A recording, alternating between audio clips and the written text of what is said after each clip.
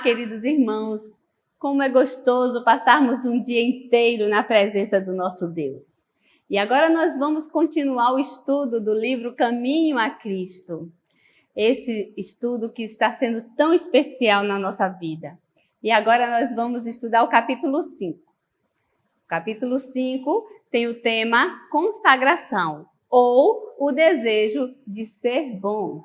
E ali começa falando de Jeremias, capítulo 29, versículo 13, que diz assim: buscar-me-eis e me achareis, quando me buscardes de todo o vosso coração. E aí está um grande segredo para nós. Buscar a Deus de todo o nosso coração. Essa é a nossa maior necessidade. Se nós não buscarmos de todo o coração, jamais se operará uma mudança para nós nos restaurarmos à semelhança de Jesus. A luta contra o mal é uma grande luta e é a maior luta que eu e você temos na nossa vida. Então, nós precisamos sujeitar a Deus tudo o que nós temos. Então, essa é uma luta diária que eu e você temos, não é mesmo? E a gente luta contra a nossa própria vontade, contra o nosso próprio eu. Então, antes de nós sermos renovados em santidade, devemos sim nos submeter inteiramente a Deus. Essa é a sua vontade, meu irmão? Esse é o seu maior anelo? Olha, Deus, Ele não é irrazoável para conosco. Ele não quer que eu e você tenhamos uma submissão cega. Mas Satanás, ele deseja que eu e você acreditemos assim, que Deus, ele é um ditador, que ele quer que nós possamos somente obedecer. Mas Jesus, lá em Isaías, capítulo 1, 18, diz o quê? Vinde a mim, todos que estáis cansados, vinde e arrazoemos. Mesmo que os vossos pecados sejam vermelhos como carmesim, eu os tornarei brancos como a lã. Então, ele não pode aceitar uma homenagem que não seja uma oferta voluntária e inteligente. Eu e você, quando estamos na presença de Deus, quando buscamos a Deus, quando rendemos cultos ao nosso Deus, devemos estar ali voluntariamente e inteligentemente. Isso para mim também me reporta a um culto racional, um culto que usa a sua razão, a sua inteligência. Deus deseja isso ao louvarmos, ao orarmos, ao buscarmos a Deus, que eu e você possamos fazer com a nossa mente, com a nossa inteligência, de uma forma voluntária e racional. Então, Deus deseja que eu e você tenhamos o mais elevado desenvolvimento, porque Ele te fez um filho dele e Ele quer que você seja desenvolvido em todas as áreas da sua vida. Então, isso é uma grande bênção. Isso é a maior bênção que Deus quer fazer na sua vida. E Ele nos convida a nos entregar a Ele, a fim de que Ele possa cumprir em nós a sua vontade. Então, aí no livro, no capítulo 5, que nós estamos estudando agora, diz o quê? Resta-nos escolher se queremos ficar livres da escravidão do pecado para partilhar da gloriosa liberdade dos filhos de Deus. Você quer escolher se libertar da escravidão do pecado para partilhar dessa gloriosa liberdade que Jesus quer dar aos seus filhos? E diz mais aí no livro: não somos filhos de Deus a menos que o sejamos completa e inteiramente. Deus não quer uma vida pela metade, um coração pela metade. E lá em Lucas, capítulo 14, verso 33, diz o quê? Todo aquele que dentre vós não renunciar a tudo quanto tem, não pode ser meu discípulo. Então, Jesus nos chama, um convite para nos entregar realmente de tudo que nós temos. E o que é que nós temos que renunciar mesmo? O dinheiro, a fama, a comodidade, tudo isso e muito mais. E ainda mais diz assim no livro: tudo que afasta o nosso coração de Deus deve ser abandonado. Então, a gente também tem que pensar que isso não pode ser nada forçado. Tem que ser algo voluntário. E diz mais no livro, na página 29. Quando Cristo habita no coração, a pessoa se sente tão completa do seu amor e da alegria da comunhão com Ele, que se torna cada vez mais apegada a Ele. Ao contemplá-lo, o próprio eu é esquecido. O amor a Cristo é a motivação certa para a ação. Os que sentem o amor de Deus não perguntam qual é o mínimo que podem fazer para cumprir os requisitos de Deus. Qual a norma mais baixa? Mas o seu desejo é andar em total harmonia com a vontade do Redentor. Muitos questionam: por que tenho que me arrepender e me humilhar antes de ter a certeza de que sou aceito por Deus? Isaías 53:12 responde: Jesus se fez pecado por amor a mim e a você. E o que estamos renunciando quando nós renunciamos a tudo na nossa vida? Apenas estamos renunciando um coração contaminado. Jesus não pede que renunciemos nada que não seja prejudicial para nós e nos oferece coisas incomparavelmente melhores. E diz o texto na página 30, ele não tem prazer no sofrimento dos seus filhos e deseja que tenhamos momentos de alegria. Ele quer que sejam evitados as concessões que podem trazer sofrimento e decepção e podem fechar as portas da felicidade e do céu para nós. O Redentor do mundo, continua dizendo, aceita as pessoas como são, com todas as suas necessidades, imperfeições e fraquezas. Ele não somente purifica dos pecados, como ele oferece paz, descanso a todos que vão a ele em busca de paz e em busca do pão da vida. Então, Jesus está oferecendo a você a verdadeira felicidade e ele quer estar com você. Ele é a esperança da glória. Então, devemos compreender a verdadeira força de vontade. Nós devemos entregar para Jesus. Ele é o poder que governa a natureza do homem, a força de vontade. O poder de decidir, de escolher. Então, tudo depende da ação correta da vontade. O poder de escolha que Deus nos deu deve ser exercitado. Você não pode mudar o próprio coração, nem por si mesmo entregar suas ações para Deus. Mas você pode escolher servir a Deus. Você pode dar-lhe sua vontade. Ele então operará em você o querer e o fazer segundo a sua graça. Deste modo, toda a sua natureza estará sob controle do Espírito Santo. E suas afeições ficarão centralizadas nele. E seus pensamentos estarão em harmonia com Jesus. Então, queridos, que através do correto exercício da vontade, nós possamos alcançar uma transformação completa em nossas vidas, entregando a nossa vontade à vontade de Cristo. Então, assim ele vai nos encher do seu poder e nós vamos estar sob o poder que é acima de todos os poderes para viver uma verdadeira vida de fé. Que nós possamos agora cantar Minha Entrega, orando e nos entregando verdadeiramente, nos consagrando a Jesus.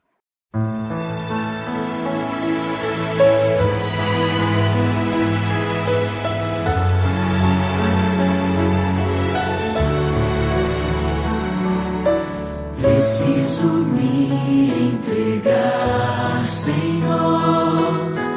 Preciso a Ti me entregar. Preciso ouvir Tua voz a me falar.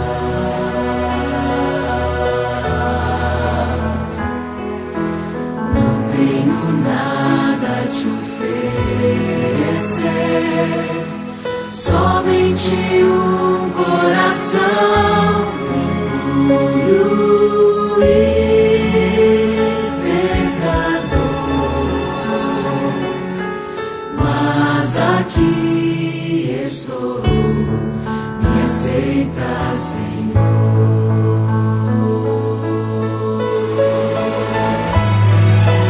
Toma os meus pensamentos, meus dons e meus bens.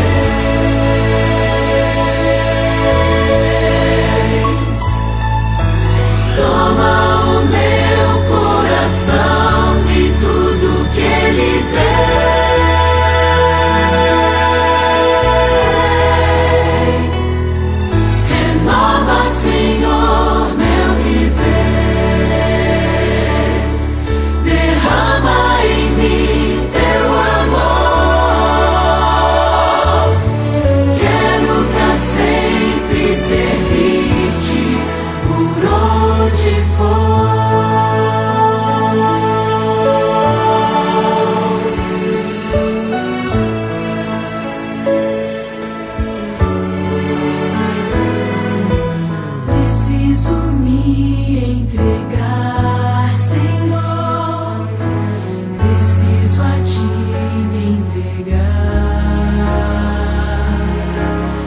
preciso ouvir tua voz a me falar.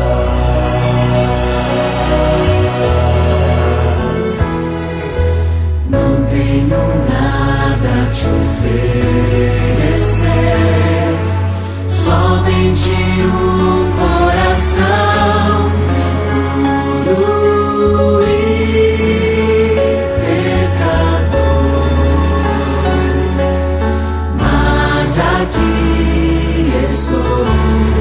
me aceita, Senhor.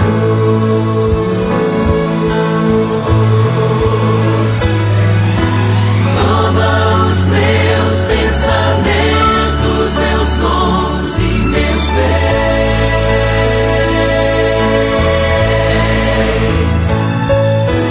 Toma o meu coração e tudo que ele tem.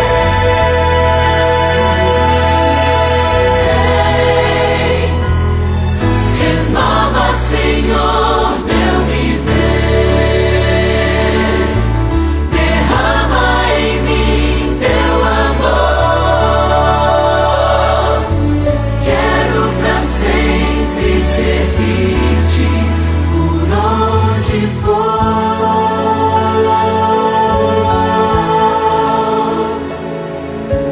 Quero pra sempre servir-te por onde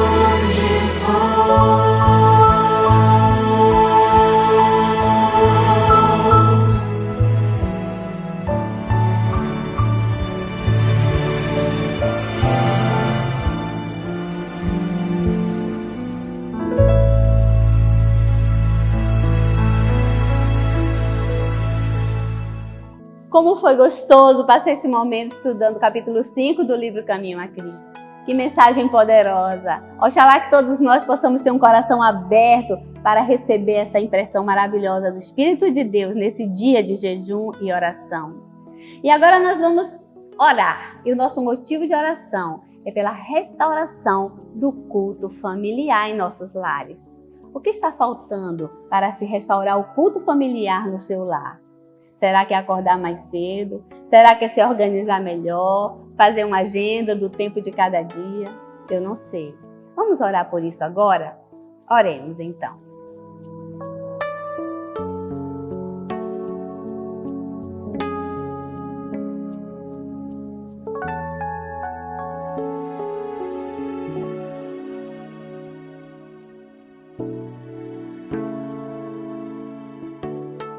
Nosso Deus amado, agora acabamos de estudar o capítulo 5 do livro Caminho a Cristo, que fala da consagração. Querido Deus, a consagração começa na nossa devoção pessoal diária, mas ela continua com o culto familiar. Eu sei que eu e meus irmãos muitas vezes fracassamos ou falhamos nessa questão, nesse quesito tão importante. Para os nossos filhos, para o relacionamento da família, para a unidade da família e para o enlevo espiritual, o preparo para o dia. Então, querido Pai, nesse momento, a nossa oração, o nosso clamor é para que o Senhor restaure o culto familiar no nosso lar.